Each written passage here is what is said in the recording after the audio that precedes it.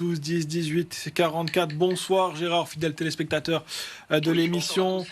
On parle de Benjamin Pavard, vous l'avez entendu, ce soir il a sombré, mais à l'image de l'équipe finalement, hein. Une équipe sans rage, sans volonté, sans caractère ce soir. Ben ouais, 2 matchs de défaite. Voilà. On avait l'opportunité de passer, de faire le trou avec Lyon qui n'a pas gagné. Encore une fois, encore une fois. La semaine dernière, il y avait Greenwood. Cette fois-ci, il n'y a pas Greenwood. On a encore perdu. Il ne faut pas oublier le gardien de Monaco qui a fait des beaux arrêts. Voilà. Donc c'est pas facile aussi. Mais c'est comme ça, il reste encore 6 matchs. 3 matchs à domicile, 3 matchs à l'extérieur. Alors voilà, c'est où, moi je pense que où ils ont tout lâché là. Vivement l'année prochaine, je vais dire, comme tous les supporters, parce que moi j'en ai ras le bol.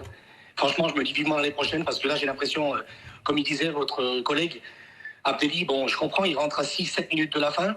Je vous dis la vérité, moi je suis joueur à 6-7 minutes de la fin, où je donne mon avis pour tout faire, ou alors je reste sur le banc.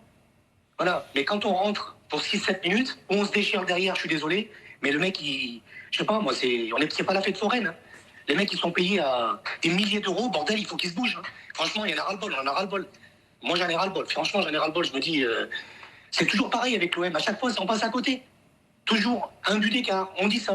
Et peut-être qu'on marque, et peut-être qu'on va pas faire. Tout le temps, c'est pareil. On a l'opportunité, bordel. On n'arrive pas. Je suis en colère. Je suis désolé, mais je suis en colère. Je suis en colère. Je me dis, on va rien jouer l'année prochaine. Vous allez voir. Je l'avais dit, on va rien jouer.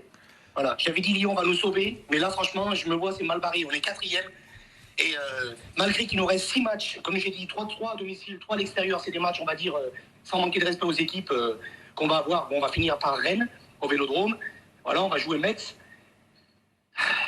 Franchement, je parle pour tous les supporters peut-être, mais on en a tous ras-le-bol. Voilà, là, je sors de dehors. Je viens tout à l'heure, j'ai vu des collègues à moi, ils m'ont dit, ouais, tu vas voir. Je dis, tu vas voir, on va pas gagner. Ils m'ont dit, si, t'inquiète pas. Je dis, tu vas voir qu'à Monaco, c'est.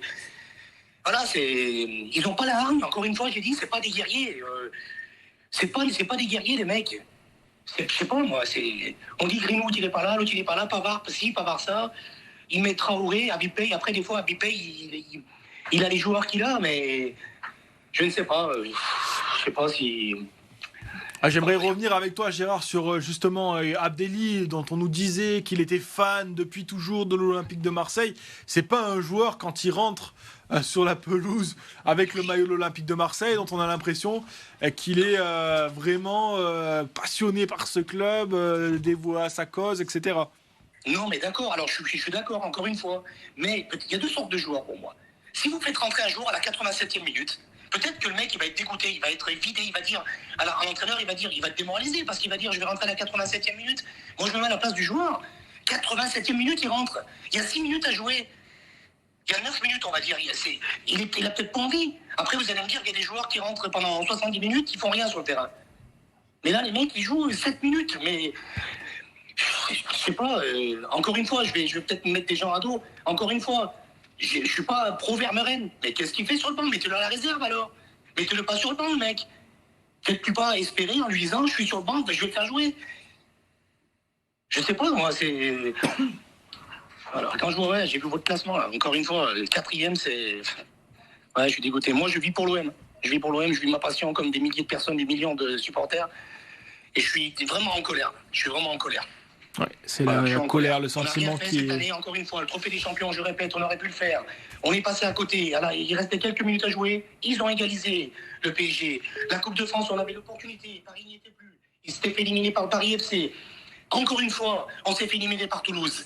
Certes, on a gagné en championnat après chez eux, mais encore une fois, on avait l'opportunité. Et comme chaque année, Marseille, c'est pareil. Moi, ça fait 45 ans que je suis l'OM. Depuis que je suis petit, j'ai 50 ans. Mais je me dis, c'est pas vrai. J'aimerais refaire un tour en arrière, retrouver mes années des années 90 où on savait qu'on allait gagner, mais on savait pas le score. Et maintenant, on sait pas le score, on sait qu'on va perdre, mais on sait pas le score non plus. C'est le contraire. Mais Ouais. bon, maintenant, il faut serrer les dents et il faut se dire qu'il nous reste 6 matchs où on va tout faire, on va gagner les 6 matchs, ça m'étonnerait. Et on va décrocher la 3e place avec un peu de chance, je le souhaite. Je prie le bon Dieu tous les jours, enfin, ça va être compliqué. Merci beaucoup, Gérard, d'avoir été avec nous dans cette émission. Merci.